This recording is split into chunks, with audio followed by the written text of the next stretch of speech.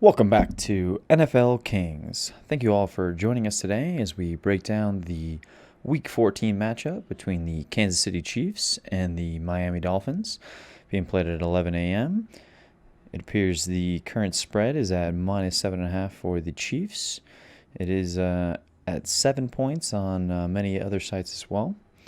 The opening over was at 48.5, but it moved to 50.5, meaning people are betting the over during the week. We do have our number 1 ranked Kansas City Chiefs against the number 16th ranked Miami Dolphins, and they do have the FPI right around 76% chance for the Kansas City Chiefs to win this game.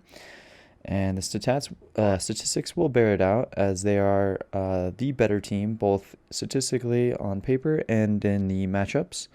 The weather shouldn't be much of a factor, as a beautiful 80-degree day with light 8-mile-an-hour winds and very low chance of rain should not be a factor in this game.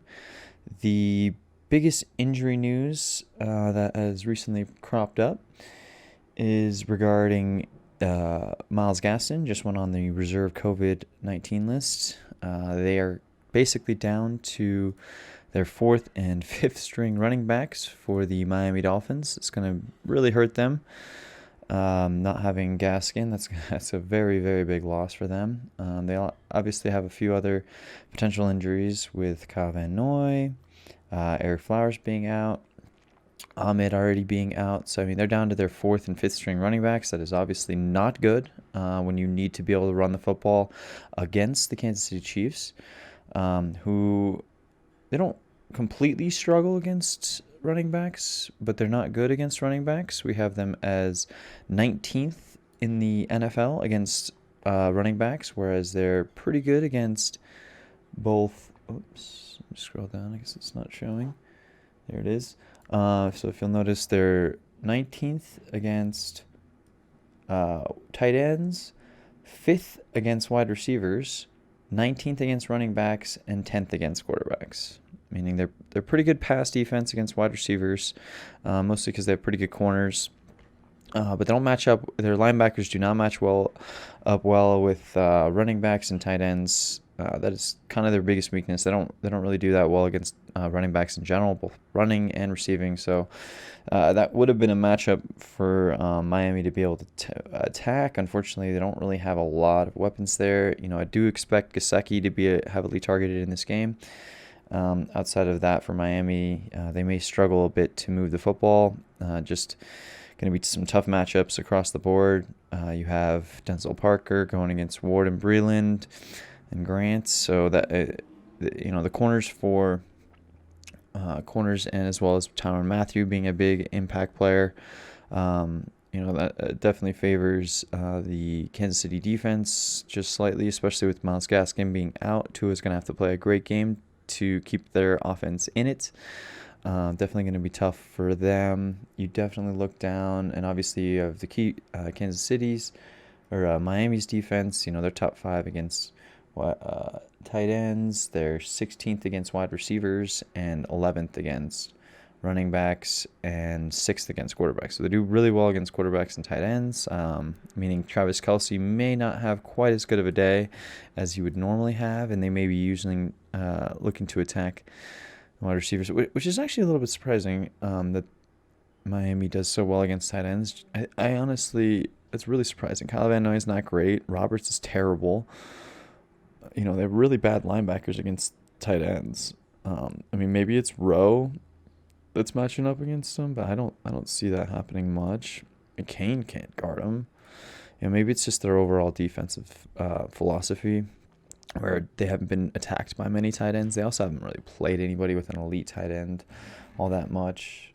Going down to it, you look at who Miami's played, and it's like, okay, they don't have a tight end. They don't really have a tight end. They don't have a tight end. They don't have this is probably the best so far. San Francisco, I don't even think Kittle was healthy through that game. The Jets don't have a tight end. Rams don't really. They do, but they don't. Higbee and Everett are decent, but they're not really big-time matchup players. Arizona doesn't have a tight end. Chargers have Hunter Henry. Denver has Noah Fant. So down here, they've had a couple decent tight ends they've had to go against, and the Jets and Cincinnati are horrible. So yeah, Miami just hasn't played anybody with tight ends. I mean, that's all that is. Because I mean, Baltimore, they have elite tight ends. Vegas has an elite tight. Yeah, you know what? That's the difference. They've had Kansas City's had to play teams that actually have tight ends.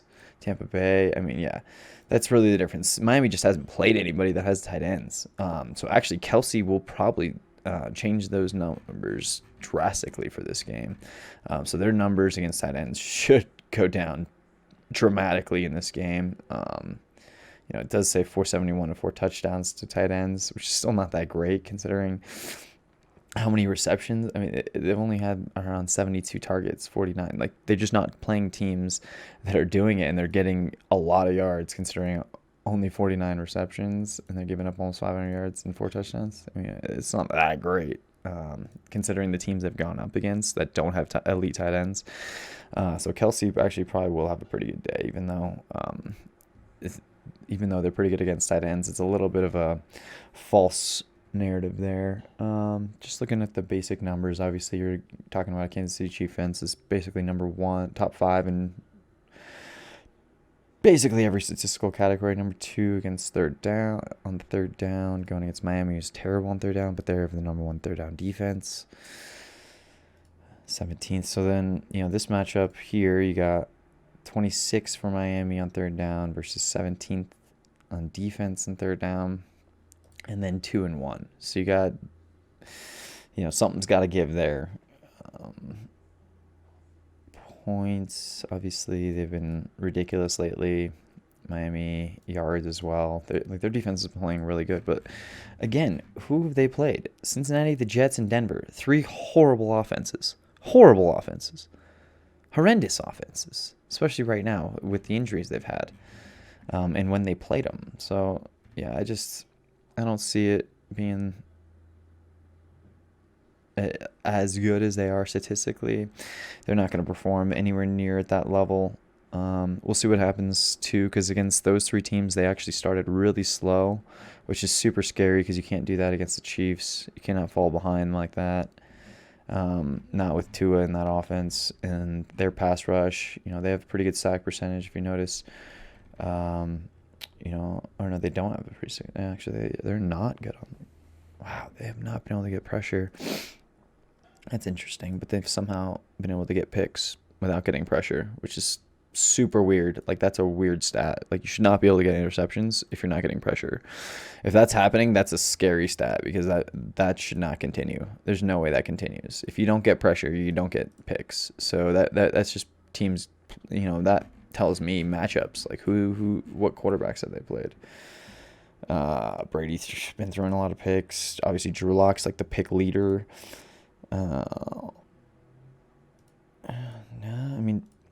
Decent. I'd say about half their games they play guys who throw a lot of picks, and the other half they don't. So, yeah, that's kind of interesting though. How they've gotten so many. I don't really know. It doesn't really make sense. And obviously that equates to being number 2 in turnover margin, going against a team that doesn't turn the ball over either. So, turnovers shouldn't be a big factor. Penalties obviously could be a factor. A team that's highly penalized and a team that doesn't get penalized. So, Miami not getting penalized and Chiefs getting penalized could play a factor. There could be some big-time penalties that could stop drives. The one thing is Kansas City's offense is able to overcome penalties more than any other team, whereas Miami's offense, if they get like a holding penalty, that drive is stopped. Like, they have no chance of converting that. That's kind of where the biggest difference lies between these 2 offenses, especially. Not seeing much. The over-under is a little bit scary here. I would almost lean under with these 2 teams. You'd think that it would be over, and obviously people have been betting the over. But really, the under is probably more likely to be in play based upon how Kansas City's defense matches up so well with Miami, and then honestly Miami's defense with their 3 good corners being able to match up with their receivers. They actually should be able to match up better than just about any team in the league right now. Combine that with their pressure percentage to be able to get to Mahomes, they can actually keep this game a little bit lower. So I would almost lean under more than definitely more than over, and like a teased under would probably be something I would definitely look at as well.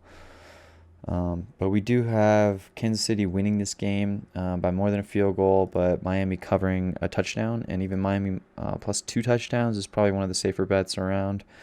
And just kind of the way this game should go, though, Kansas City money line, one of the safer bets as well. We do expect them to win the game. Just the matchups definitely favor them. The overall offense favors them. The fact that Myles Gaskin's not playing, there's just too many bad factors, unfortunately, for the Miami Dolphins to overcome. I just don't see them winning this game, but potentially keeping it close is definitely very much in play. I was just looking at a couple of things, but not much else to really look at here. That's kind of where we would lean, is Kansas City to win the game, but Miami to cover by a touchdown. So, use with that information you will, but hopefully. We'll see a pretty good game here today, and yeah, I'd say good luck to all of you in your other Week 14 matchups. We will be doing breakdowns of both the Pittsburgh-Buffalo game and the Baltimore Monday night game as well, so be sure to check out those videos, and be sure to subscribe for more content, as we'll be uploading more and more content each and every week as we do full breakdowns of the best matchups for the Week 14. Good luck to all of you, and thank you for watching NFL Kings.